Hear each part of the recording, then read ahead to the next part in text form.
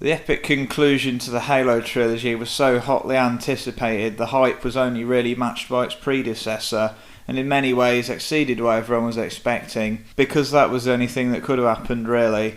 Needless to say, if you haven't seen the previous entries in this retrospective, then the plot analysis probably won't make a whole lot of sense, so let's get into it. It picks up several days after the events of Halo 2. The Chief has crash-landed in the middle of a jungle in Africa, where he is discovered by Johnson and his squad.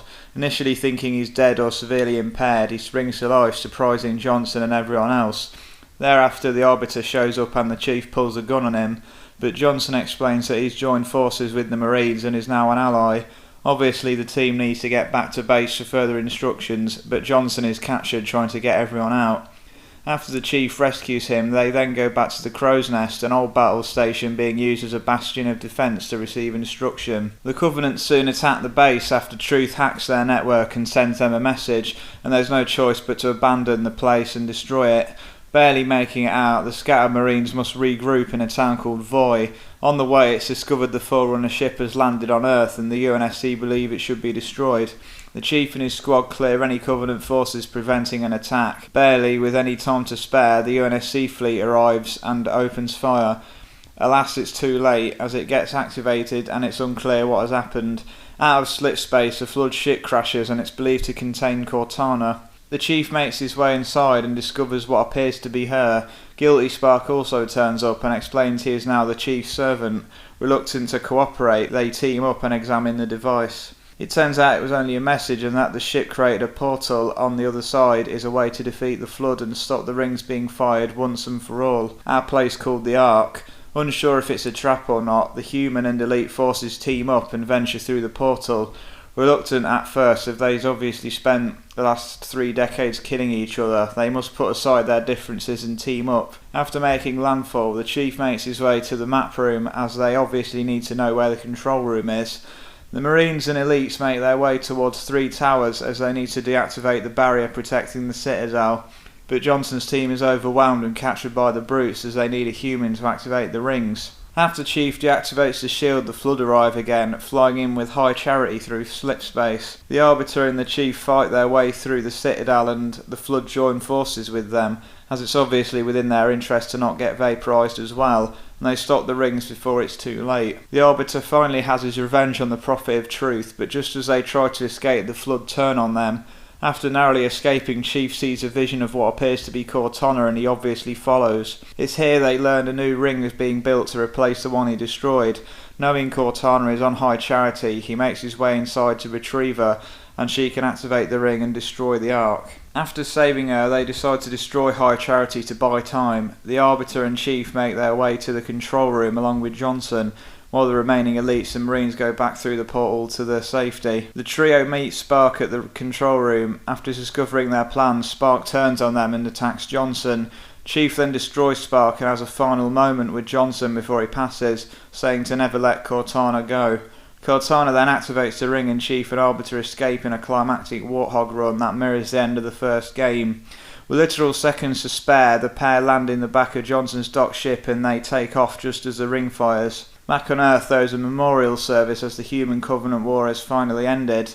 The Arbiter is in attendance and Lord Hood thanks him for standing by the Chief and states he can't believe he's dead. The Arbiter then returns to his home planet with the rest of the elites. We see the numbers 117 etched into a memorial plaque along with photos of other Marines who didn't make it home after the conflict.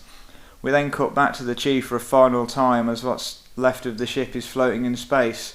Cortana explains the Ark and the Ring were both destroyed as planned, so Chief puts himself into crow's sleep indefinitely and says to wake him when he is needed. If I had to sum it up in one word, the word I'd use would be big. Everything had to be bigger than the previous entries.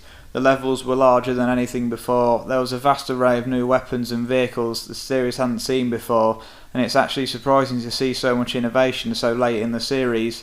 The only thing that Bungie could do was build and innovate on the formula. Adding one-use equipment was a stroke of genius, as it really rewrites how to play each mission. As you ask yourself, do I keep this that will be useful now, or carry this I know will be useful later? It implements a sense of strategy that wasn't there before. Along with this, it was the first to feature campaign scoring, which subconsciously encourages you to be as competitive as you can. to see how high of a score you can attain. Obviously, how many points you get per action depends on the difficulty and what skills you have on. It also introduced theatre to any recent gameplay, which gave you the chance to record clips and take screenshots of something interesting that happened you wanted to save, which is now a staple within the series. Admittedly, it's not as big of a deal now as it was then because of the Xbox DVR, but it still remains accessible. Also, adding rally points to every mission was a simple yet brilliant idea. It meant you could start each mission part way through to check out an Easter egg or revisit a particular section without having to redo the entire level. The ability to dismount turrets off their stand was a neat addition. It could make you feel like a total powerhouse, accompanied with the fact that the armours of enemies are now destructible along with the enemy dropships. It just makes the world feel far more immersive than anything before. Much like the previous entries, multiplayer returned and was equally as big as a single player. Several maps now have interactive features and destructible environment pieces, and all maps managed to feel familiar yet new at the same time. It introduced Forge, which basically gave players the ability to do whatever they want within a map. You could spawn in vehicles, weapons and even objective points. Accompanied with the newly refined custom games options, it makes the scope of the game types virtually limitless. Along with gameplay innovations, it was the first to allow armour customization, letting you choose between several armour variants for both Spartans and Elites. Although these innovations were primitive and limited, the idea stemmed into most of the following entries and was built upon a lot more as a result. Admittedly, the MCC version fixes a lot of these issues, as it updated the Forge to a more refined editing tool and added a lot more armour pieces for the player to choose from. Some good, others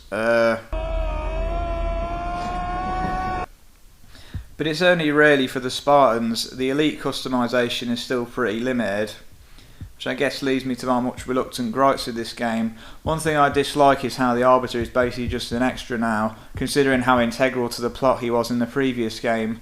He's kinda just there most of the time. He gets a moment to shine through in the final act as he kills Truth and essentially finishes the Covenant, and also accompanied Chief to the control room in the final level. Also, I understand it's part of Chief's development, but Cortana constantly interrupting gameplay can get a little annoying sometimes, especially on levels where it's like every 2 minutes or so.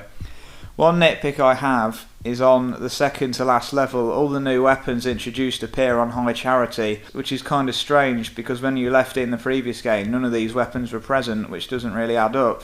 Admittedly, these are only really minor complaints because overall it was hard to find stuff to complain about. So in the end, Halo 3 managed to conclude an already satisfying tale and innovate in ways no one could have really predicted. It was really the first Halo game to have a community that literally anyone could get involved in. It was something players were proud to admit they were a part of. I can scarcely comprehend the amount of friendships created and countless sleepless nights players had purely because of this game. It's just something we don't really see anymore in video games. Now, I admit it's kind of sad to see the original 360 servers are shutting their doors for the final time this December, as myself and many other players had countless fond memories of couch co-op and even online play to it. But the MCC version still strives and even gets new players every day, but the legacy and community of Halo 3 still lives on to this day, and honesty isn't going anywhere anytime soon. Well, I think that about covers it. Signing off.